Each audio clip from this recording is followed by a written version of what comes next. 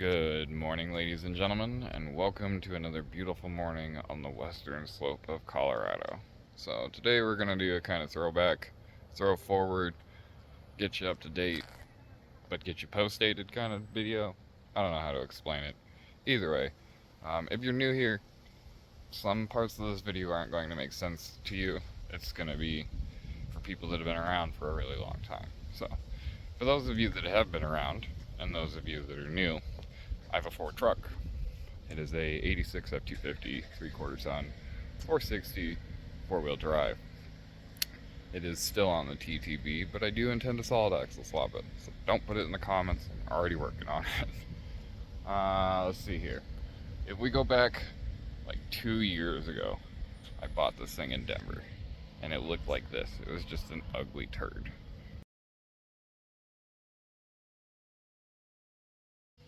But that ugly turd happened to drive all the way back from Denver, all the way across the state of Colorado, and get me out of a very poor situation after it had been sitting for 10 years.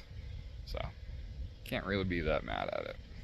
With that being said, I drove it around for a little while. I worked it. I took it to the car show with the Vic. Throw some pictures of that up in here.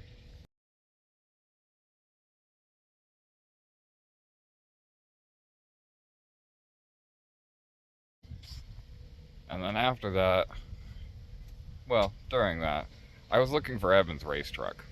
I've been looking for it for years since he had to get rid of it in a divorce. Things happen, life happens, it's okay. It popped up, and I didn't have the money for it, but I wasn't going to let it leave. So, I messaged the person that had it, and I asked them if they wanted to trade. And I found Evan's truck sitting underneath a tree with no carburetor, very hurt, very sad, and very tired. And I traded my running driving truck for it. Wasn't the smartest decision I've ever made, but looking in hindsight, wasn't the worst decision I've ever made either. So, I daily drove Evan's truck for a while, and then I blew it up, because that's what I do to trucks. I'm not very nice to them. And I stuffed it back in the garage, and I just got sour and bitter. I wanted my truck back. I missed it.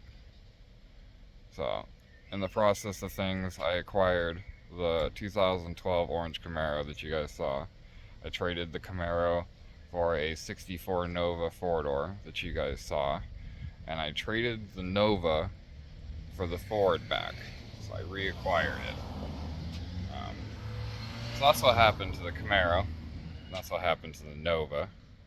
And then racing really took a toll on my family and I. Like, it made people uncomfortable. It made them uneasy. And it was also very expensive. It's a very lonely hobby because you're just doing everything by yourself, unfortunately. It's just the way it goes. Everybody's got things that they're doing, and nobody really wants to file around what you're doing. So I sold the Vic. The only thing I kept out of the Vic was the motor and the wiring harness. The motor I still have. I'll talk about that later. But, moving on. I reacquired the truck. I don't even know where I am in this story. Derp. Don't mind my brain going to complete shit. Anyways, next in the epic journey of this Ford pickup, I found a camper in somebody's backyard that they were getting rid of. And I decided for whatever unholy reason that I was going to go get this thing by myself. And I loaded it on a 100-degree day. And it took like 6.5 hours, and it sucked, but I did it. Because I'm not a quitter. So, anyways, you got a camper, you might as well go camping. So, throw the pictures of loading the camper in it and what it looked like, and then I'll throw some camping pictures in because it was really pretty. We went up on the mesa to Cottonwood Lake number 2, if anybody is curious.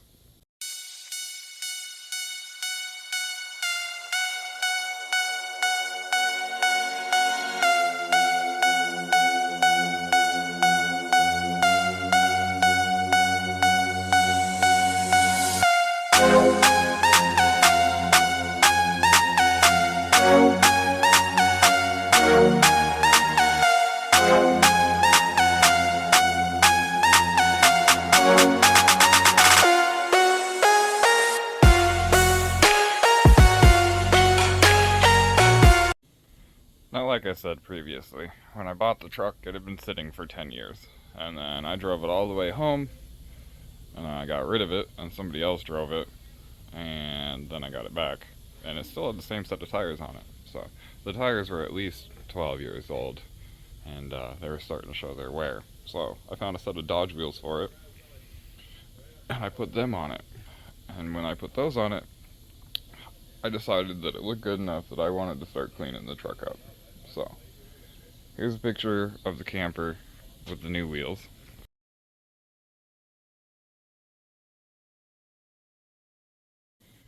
And then here is me painting the wheels black and starting to clean up the truck, because most of it pressure washed off, and then the rest of it just was simple sand off. The paint pretty much fell off because it was just so sun-baked and dry. It was ridiculous. So she looked pretty decent gray when she was done, though.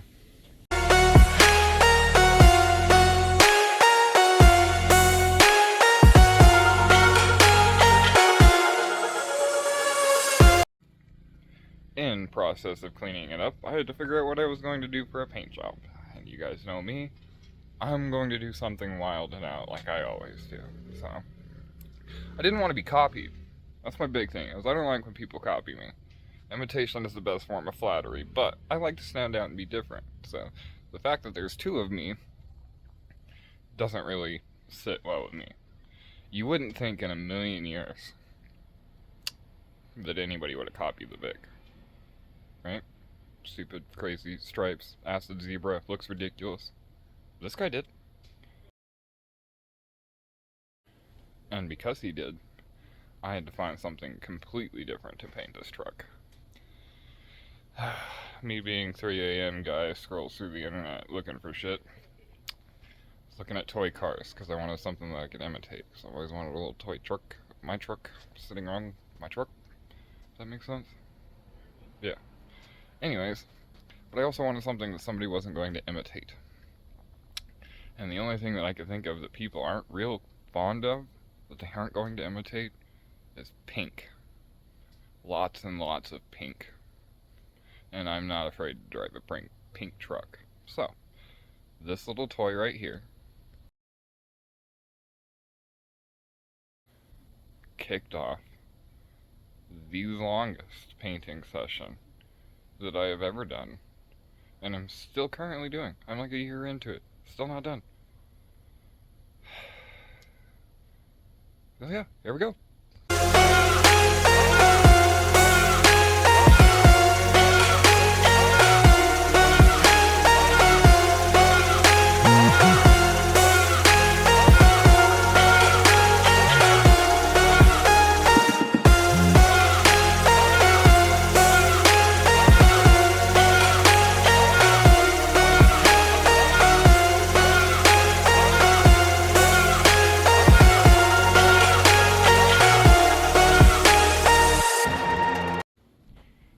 It was at this point that Evan called me and he's like, let's go four-wheeling.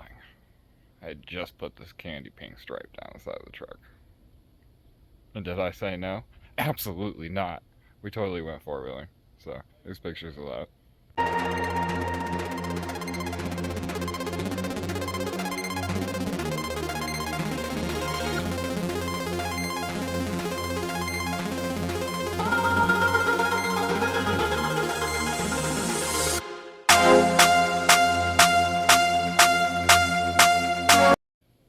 That should be no big deal, right? Right? No, it's never that easy with me, okay? You ready to unlock a super big pet peeve of mine that just drives me up a fucking wall and I can't stand it, but there's nothing I can do about it? Because the paint wasn't cured and the mud sat on it, it did all kinds of weird things to this stripe, which left a texture out. So yeah, there you go. That's the mud from that day. Big deal? No, nobody even sees it except for me. Fuck, does it drive me crazy, and I learned my lesson to let paint cure. So, continuing on.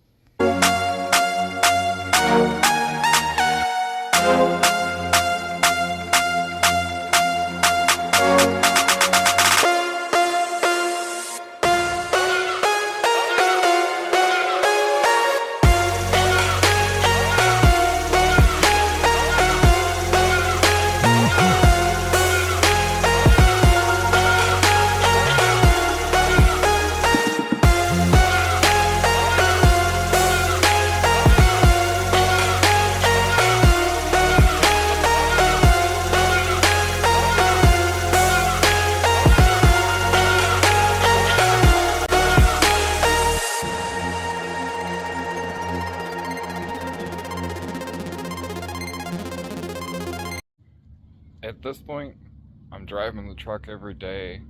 It looks super pretty. It looks like this.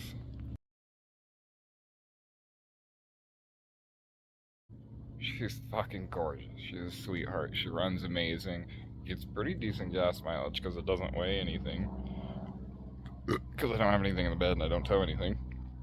The gearing's pretty decent, you know. I mean, it's 410s, but you have a bigger tire on it, it does pretty decent.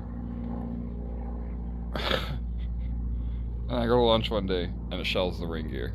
The starter and the flywheel get into a fight, and that's the end of that. So I had to yank the motor out of it, and that was a fun process. I had never done it before, and I had to learn real quick because it wasn't the Vic that I had built, it was something that Ford had built.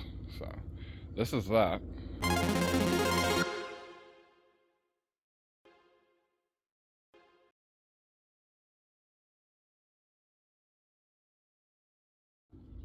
I get it home.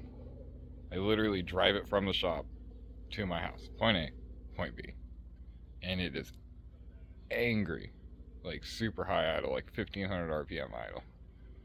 And it was because I had a vacuum leak because I have to use a valley pan versus regular intake gaskets or some ridiculous thing. I don't know. I just stick to the factory valley pan and it works. It doesn't leak. It doesn't create a vacuum leak.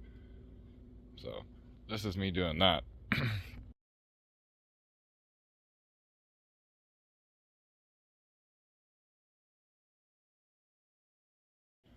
And then I've got it in my head. I had it in my head that an Edelbrock carburetor could be made better. Everybody's seen an Edelbrock carburetor. This guy right here. Well, we've also seen milled choke horns off old school Hollies and Venturis that have been smoothed in and feathered in. But I've never seen anybody do it to an AFB or an Edelbrock. So I wanted to do that. I wanted my own thing. Again, I wanted to stand out. So I started building my own carburetor that still is on the truck to this very day. Well, not, it's in the truck at the current moment, but we'll get to that. It's still driving thousands of miles later. It works. So this is my badass little prototype carburetor thing that I built. I fucking love it. It looks so cool.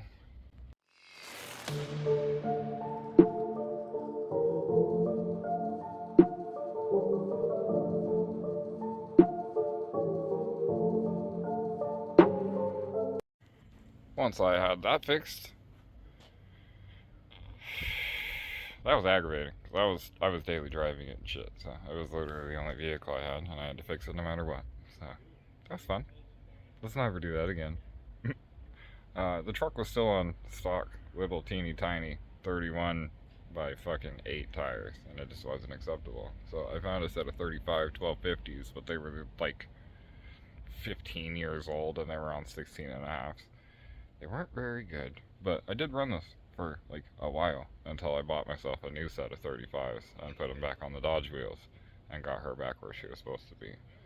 And that looked a lot better, but her nose was in the dirt, and I didn't like that. So me and my buddy Dakota proceeded to do a front lift kit, which was 2-inch blocks, like holy shit, crazy strong blocks, and the TTB drop down center bullshit. It sucked. Whatever. Here it is anyway. It worked. It looks good. So can't be mad at it yet again.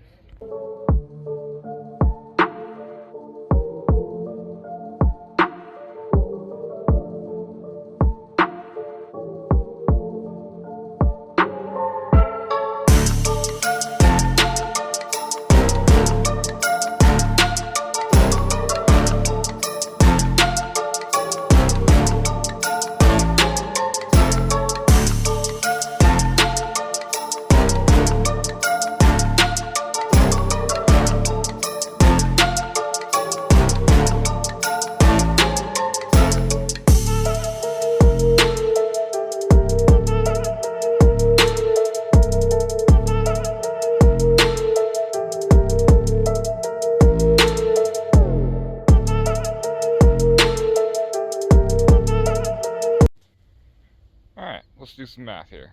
We got it looking good. We got it running good.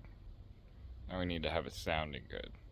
So, when I bought it, it actually had a really expensive exhaust under it, but it was too quiet for me. Wasn't acceptable. Has L&L long tube headers. That's a good start. Glad I didn't have to pay for those. They're expensive. I took the Vic exhaust and I put that on there, and it quieted it down a bunch, but it never had the tone that I wanted. And I've always wanted 3-inch lake pipes. Period. End of story. That's what I want. So that's what I built.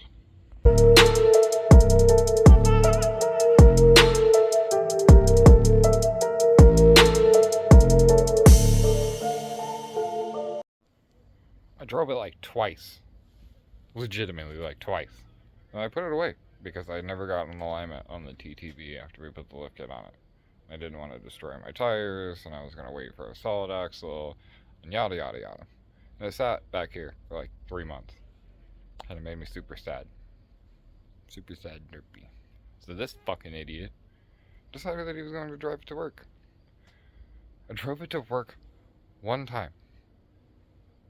One time. I took this picture.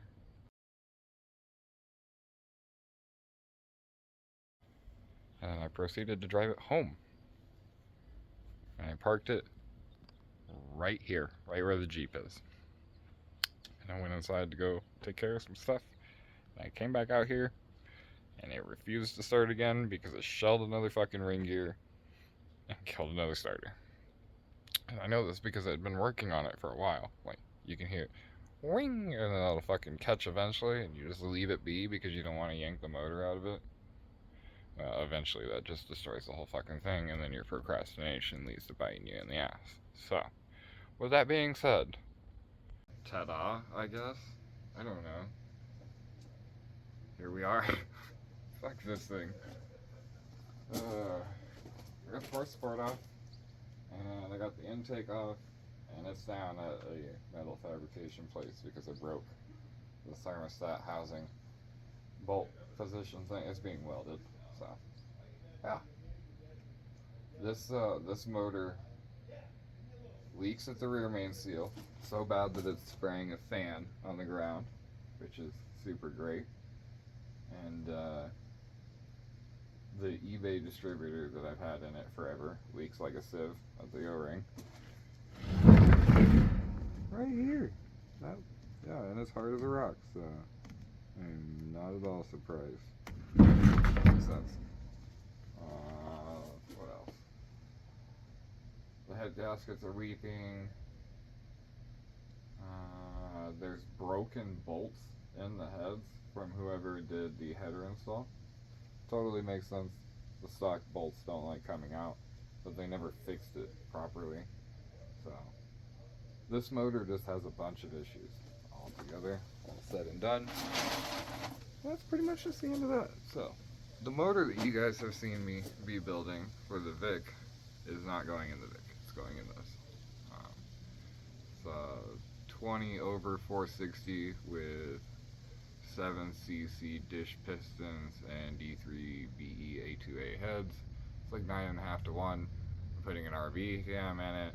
It's going to have these long tube headers. It's going to have the lake pipes. It'll have MSD Super HEI. I'm going to go from a open spacer that I ran last year to an actual 4-hole spacer and run the intake as a dual plane like I'm supposed to.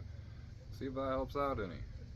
I don't know, but I'm hoping and praying to God that I can get that motor sealed and not have any more leaks or any more problems at all, because I have not spared $1 on it. I've been working on it almost as long as I've been working on the LS Square. The LS Square runs, and I know the transmission works, and my motor is not even done. So, and they're about the same expense.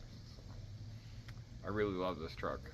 She's been a sweetheart, and this thing has been up and down and all around and back and forth with me, and she's just gonna keep on trucking. I don't know. I can't see her die. It's not what I expected to stick my race car motor in, but it works for me. That is what I've been up to, and that is what I'm going to continue to be up to. I've got this thing, I've got the LS Square. I've got a daily that I'll probably post a little tiny video on because it seems to be kind of popular, but it's nothing. It's just a car with eBay stuff on it. Nothing fancy. But I love you guys to death. Um, I will get a hold of Evan here soon and we'll get a video shot with him. See how he's doing and check out his new whip.